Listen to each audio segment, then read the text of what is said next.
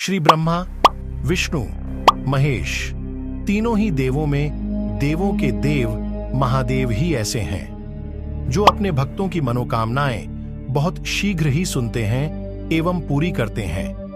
पौराणिक मान्यताओं के अनुसार शिवजी बहुत ही भोले हैं। वे अपने भक्तों की सभी मनोकामनाओं को पूर्ण करते हैं। भगवान भोलेनाथ को जप, तप और भक्ति से प्रसन्न किया जा सकता है, परंतु कई भक्त ऐसे भी हैं जो वर्षों से भोलेनाथ को जप, तप और भक्ति से प्रसन्न करने का प्रयत्न करते आ रहे हैं, परंतु भोलेनाथ तक उनके मन की बात नहीं पहुंच रही। मित्रों, पुराणों में कुछ ऐसे उपाय बताए गए हैं जिनके द्वारा भक्त अपने मन की बात उन तक बहुत ही सरलता से पहुंचा सकते हैं।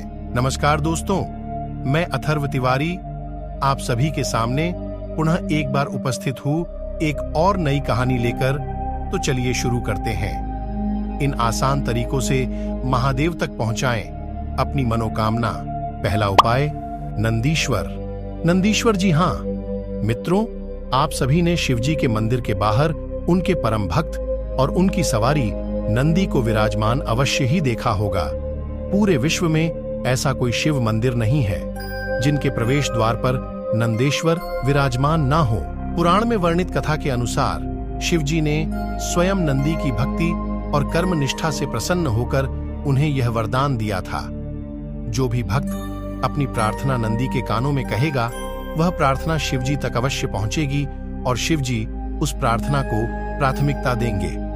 शिवजी के मंदिर के बाहर नंदी महाराज इसीलिए विराजमान होते हैं ताकि सभी भक्तजन शिवजी के दर्शन करने के पहले उनके कानों में अपनी मनोकामनाएं कहें। पौराणिक कथा के अनुसार जब शिवजी ध्यान मग्न थे तब माता ने भी नंदी के कानों में ही अपने मन की बात कही थी, जिसे शिवजी ने सुना था।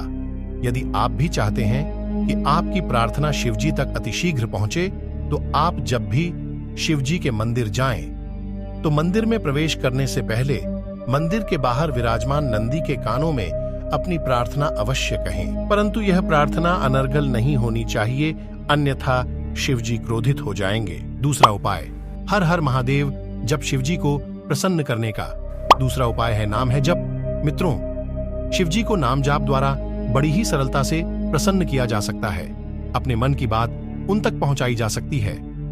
शिवजी का नाम जपने के लिए कोई भी नियम नहीं है। नाम जपने के लिए किसी विशेष मंत्र या समय की भी आवश्यकता नहीं होती। आप किसी भी समय या कार्य करते हुए हर हर महादेव का नाम जाप सकते हैं। ऐसा करने से आपका सीधा संपर्क महादेव से हो जाएगा और आपके मन की बात सीधे शिवजी तक पहुंच जाएगी। शिवजी का नाम जपने के लिए किसी शिव मंदिर या तीर्थ स्थल पर जाने की आवश्यकता नहीं है। शिवजी का नाम जाप करके भारतवर्ष के बहुत से आर्षि मुनियों ने शिवजी को प्रसन्न किया है एवं उनसे बहुत से वरदान भी प्राप्त किए हैं। यदि आपके पास मंदिर में जाकर शिवजी के कानों में अपनी प्रार्थना कहने का समय नहीं है, तो आप अपनी दिनचर्या का कोई भी कार्य करते हुए हर हर महादेव का जाप करके शिवजी तक अपने मन की बात सरलता से पहुंचा सकते हैं। तीसरा उपाय, योग। तीसरा उपाय है योग।